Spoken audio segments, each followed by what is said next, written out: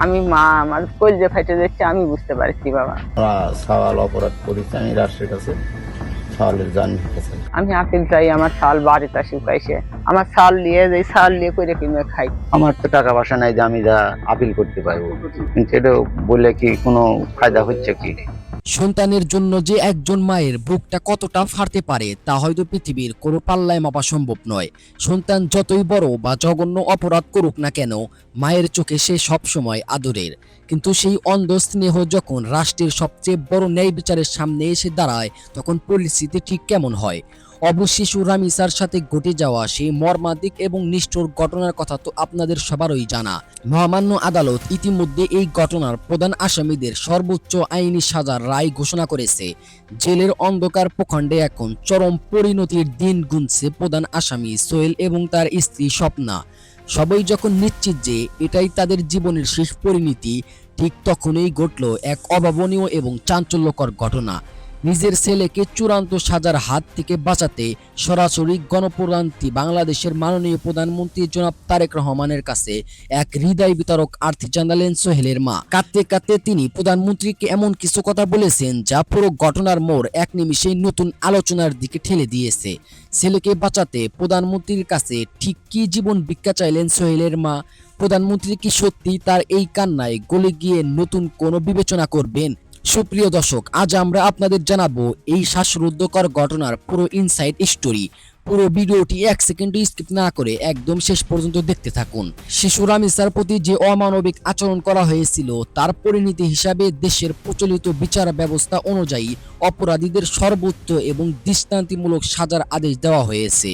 মহামান্য আদালত প্রধান আসামি সোহেল এবং তার স্ত্রী শুধু চূড়ান্ত সাজাই দেননি, সাথে বড় অঙ্কের আর্থিক জরিমানাও করেছেন, যা রামিসার অসহায় পরিবারকে ক্ষতিপূরণ হিসেবে দেওয়ার নির্দেশ দেওয়া হয়েছে। দ্রুত বিচার প্রতিক্রিয়ার মাধ্যমে এই রায় ঘোষণার পর থেকেই সোহেলের পরিবারের মাথায় যেন আকাশ ভেঙে পড়ে। আইনের শাসন যে কাউকে বিন্দু পরিমাণ ছাড় দেয় না, তা কিন্তু আবারও প্রমাণিত হয়েছে। জেলের চার দেওয়ালের মাঝে সোহেল যখন তার জীবনের শেষ পরিণতি চোখের সামনে দেখতে পাচ্ছে, তখন বাইরে তার বৃদ্ধ মা সন্তানের আসন্ন পরিণতির কথা ভেবে প্রায় পাগল হয়ে গেছেন। একদিকে রামিসার মা কাঁদছেন তার চিরতরে হারিয়ে যাওয়া সন্তানের জন্য, যার কোল আজীবন শূন্য হয়ে গেছে। অন্যদিকে সোহেলের মা কাঁদছেন তার অপরাধী সন্তানকে আইনের হাত থেকে বাঁচানোর জন্য। দুই মায়ের এই কান্নার রূপ সম্পূর্ণ আলাদা, কিন্তু সমাজের চোখে এই বিচার হবে কেবলই ন্যায় বিচারের মাপকাঠিতে। বাঁচার শেষ কোনো রাস্তা খোলা না দেখে এবং চরম অসহায়ত্ব দেখে সোহেলের মা এবার এক দুঃসাহসিক এবং অভাবনীয় পদক্ষেপ নেন। বিশ্বস্ত সূত্র এবং গণমাধ্যমের তথ্য অনুযায়ী চরম আবেগ আপ্লুত এবং অশ্রুসিক্ত হয়ে তিনি সরাসরি মাননীয় প্রধানমন্ত্রী তারেক রহমানের হস্তক্ষেপ কামনা করেন। এক বিশেষ যোগাযোগের মাধ্যমে তিনি প্রধানমন্ত্রীর উদ্দেশ্যে এক বুক ফাটা আর্তনাদ ছুড়ে দেন। মা আমার জন্য দোয়া করিস, আমার জন্য দোয়া করিস মা। আমার কাল হলো ইয়ে নিয়ে যাবে, আদালতে নিয়ে যাবে, ঠিক আছে। আর আমার সাথে কোনো কথা হয়নি। তো আজকে কিছু শুনেছেন, কোন রায়টা হয়েছে এরকম শুনেছেন? আজকে কোন রায় হয়েছে শুনেছেন? মাইসে তো করছে, হুম। আমি তো কিছু জানি না, কিছু বুঝি না, বা মানুষে যা করছে মুখের পরে বটি, মানুষের মুখের পর যেটা করছে সেটাই। কি করছে মতন মানুষে করছে ধর ফাঁসি রায় হয়ে গেছে, এই করছে। এখন আপনার চাওয়া কি রাষ্ট্রের কাছে? আমার সাল দান ভিক্ষালে ঘুরে আসুক, কি বলা হয় বলেন তো? ফিরে দেওয়ার ব্যবস্থা করুক। গলাই আমি গরিব মানুষ, আমি তো পারবো না। রাষ্ট্রের কাছে কি চান তাহলে এখন আপনি? আমি আপিলই চাই, হুম। আমি আপিল চাই, আমার চাল বাড়িতে শুকাইছে, আমার চাল নিয়ে যে চাল নিয়ে করে কিনে খাই। আমার বেটা যদি আল্লাহ হায়াত দারাজ করে, আপিল করে যদি ঘুরে আসে, আসুক। আমার তুই আমি তুই করছি আমার চাল আসবি না, না আসুক, আমার চাল আসুক। আমি মা আমার কলজে ফাইটে যাচ্ছে, আমি বুঝতে পারছি বাবা। তার জন্য কি পান পান দিতে চাচ্ছেন সরকারের কাছে? জান ভিক্ষাই চাই আমি, কার কাছে যাচ্ছেন? সরকারের কাছে, সরকারের কাছে কি চান? জান ভিক্ষা চাই, আমি জান ভিক্ষা চাই আমার চাওয়ালে। আমার তো টাকা পয়সা নাই যে আমি যা আপিল করতে পারবো, কিন্তু এটা বললে কি কোনো ফায়দা হচ্ছে কি? এটা হচ্ছে রাষ্ট্রের একটা কোষাগার, যারা গরিব মানুষ তাদের রাষ্ট্রের কাছে একটা সুযোগ আছে মামলা চালানো, লিগেল এইড যাকে বলা হয়, আপনি ওখানেই এটা সুযোগ পাবেন। এখন আপনি চাচ্ছেন কি রাষ্ট্রের কাছে সেটা বলেন, আপনার ছেলের জন্য কি চান? আমি আমার ছেলের জন্য আমি রাষ্ট্রের কাছে অনুরোধ করে বলেছি আমার ছেলের জন্য জানবি। ও তখন যেরকম খারাপ লাগছে এখন ওরকমই, যখন ওনার যতই খারাপ হোক, এটা রায় যখন ঘোষণা হয়ে গেছে সরকার পক্ষ থেকে, এখনো হয়তো সেটাই খারাপ লাগতেছে। হয়তো যেটাই হোক, এখন আমরা তো আর আইন তৈরি করতে পারবো না, এটা সরকার যেটা ভালো মনে করছে সেটাই। এখন মনে করেন যদি সরকার ইচ্ছে করে মনে করে যে হয়তো আহ মুক্ত করতে পারে, এটা তারই ব্যাপার, আমরা তো আর বলতেও পারবো না, করতেও পারবো না।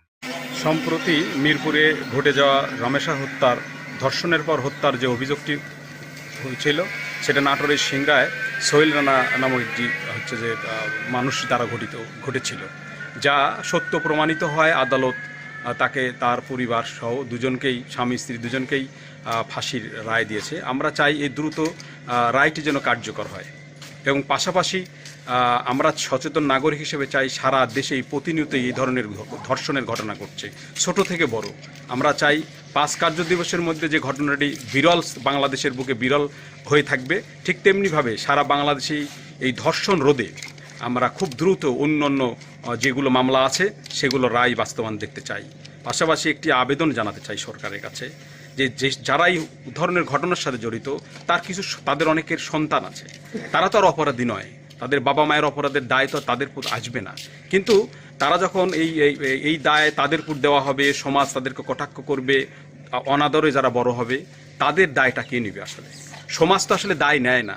তবে আমি বলবো রাষ্ট্র যেন এই ধরনের যারা সন্তান আছে, বাচ্চা আছে, তার বাবার সাথে নাকি আমি শুনলাম যে গতকাল জন্মের পর তাকে ফেলে রেখে তারা ঢাকায় গিয়েছিল, তারপরে নাকি গতকাল তার সঙ্গে কথা হয়েছিল। একজন বাবাহারা, মাহারা এই সন্তানের দিকে রাষ্ট্রের দায়িত্ব নিতে হবে, যেন আগামী দিনে আবার তার সন্তানের জন্য আরেকটি করে সোহেল রানা তৈরি না হয়। তাই আমি প্রত্যাশা করি রাষ্ট্র সুবিচার যেমন করবে, ঠিক তেমনি তাদের যারা সন্তান আছে তাদের যেন অবহেলায় বঞ্চিত না থাকে, তারা যেন আরেকটি করে সোহেল রানার জন্ম না দেয়। এটাই আমার আহ্বান সবার কাছে। ফাঁসির রায়টাতে আমি অত্যন্ত খুশি, কারণ এরকম অপরাধ যদি আরো সামনে প্রকাশ্যে ফাঁসির রায় দেয়, এটা আরো খুশি হতাম। কারণ এরকম অনেক অপরাধে জেলে আছে, কিন্তু ফাঁসির রায় কখনো হচ্ছে না, মানুষ জানতে পারছে না। যখন অপরাধ করে তখন মানুষ জানতে পারে যে এই ঘটনা, কিছুক্ষণ পর আর সব জানা যায় না। তো এই সোহেলকে ফাঁসি দেওয়ার, ওপেন ফাঁসি দেওয়া আমি চাই। শিশু হত্যা, রামিসা হত্যা এবং ধর্ষণের একটা ঘটনা ঘটে। সেই ঘটনায় আজকে আমরা দেখলাম প্রশাসনের কাছ থেকে একটা সুন্দর বিচার আমরা পেয়েছি। এজন্য আমি সন্তুষ্ট যে অপরাধীর বিচার করবে। কিন্তু ইতিপূর্বে আমরা কখনো দেখি নাই যে 5 কার্য দিবসে বিচার সম্পূর্ণ হয়, হ্যাঁ, বা সেটার এই হত্যা ও ধর্ষণের সঠিক তদন্ত হয়েছে এটা আমিও মনে করি না। এবং এরকম ঘটনা ঘটতেছে সারা বাংলাদেশে, প্রতিদিন এরকম রামিসা হত্যা এবং ধর্ষণের ঘটনা ঘটতেছে। যেমন এনার বিচার হলো 5 কার্য দিবসে, আরও হাজারো রামিসার হত্যার বিচার যেন আমরা খুব দ্রুত দেখতে পাই। রায় এখন এখন মানে যদি ইয়ে করিয়া থাকে তা কোনো ইয়ে নেই, যেটা সাজা সেটাই হবে।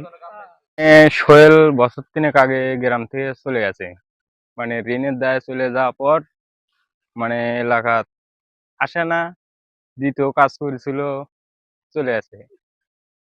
এখন যেটাই শাস্তি আছে এখন সবাই মাইনে লওয়া লিখবি, এই আমার আমি আর বলতে পারবো না।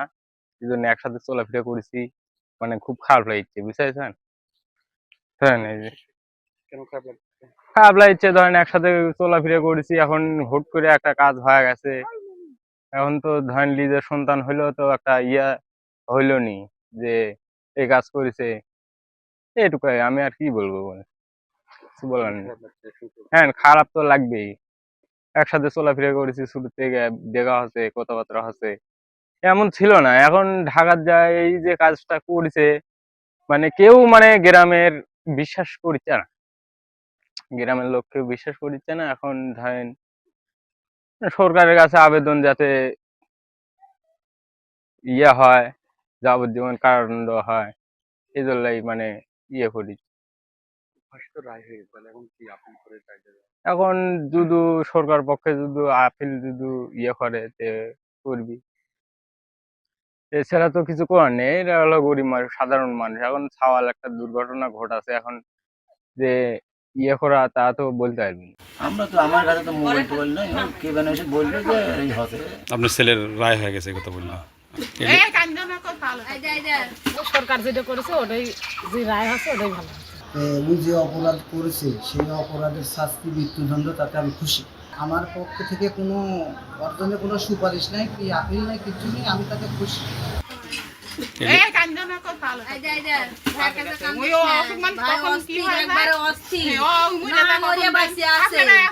ফাঁসির রায় আছে ওটাই ভালো আছে, সরকার যেটা করেছে ওটাই, যে রায় আছে ওটাই ভালো। আপনার সন্তানের যে ইয়ে আছে এটা ভালোই আছে, এটা অন্য কিছু না। মিডিয়া জানা লাগবে না, এটা সরকার তো বোঝা লাগবে আপনার কষ্টে আছে, না তো সরকার দেখবে, না বুঝবে কি হবে।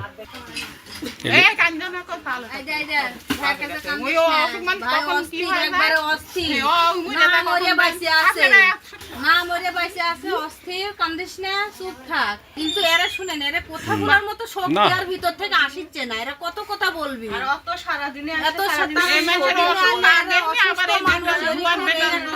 আমরা তো আমার কাছে তো মোবাইল টোবাইল নাই, কে যেন এসে বললো যে এই হতে। আপনার ছেলের রায় হয়ে গেছে, এই কথা বললাম।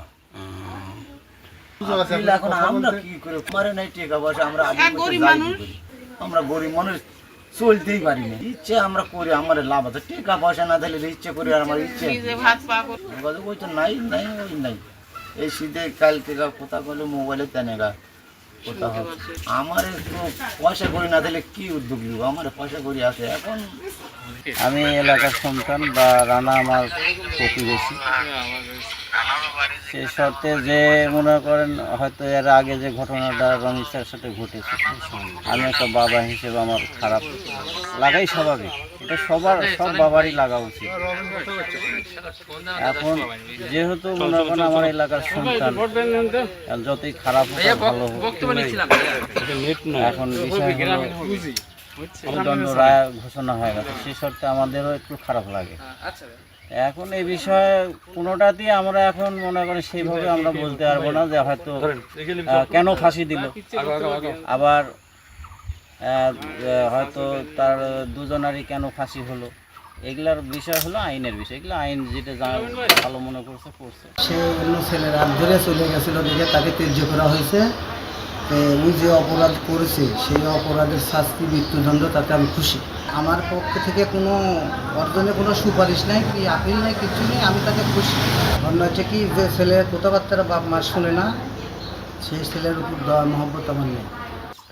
আমার ভাই নিয়ে আমি কী করে দেবো, আমার ভাই নিয়ে ভাই গ্রামবাসী তার স্কুলে, আমার তো ভাই না, আমার সাথে আমার মনে করেন যে দিনের ভাই না, সেটা আইনে চলে গেছে। আর ফাঁসির রায় আছে ওটাই ভালো আছে, সরকার যেটা করেছে ওটাই, যে রায় আছে ওটাই ভালো। হ্যাঁ, কথা বলেছি। কি বলেছিলেন উনি আপনাকে? ওই আমার কাছে মাপ সাপ চাইলো। কেন মাপ চাইলো, কি বললো কালকে করে? যে আব্বা আমি অপরাধ করেছি, আমাকে ক্ষমা করে দিয়ে আমি কথা বলছি। আজকে করে ফেলবে এরকম বলছিল? হ্যাঁ। যে রায়টা হয়েছে, রায়টা আসলে কেমন লাগছে আপনার থেকে, যা ফাঁসি হয়েছে এটা?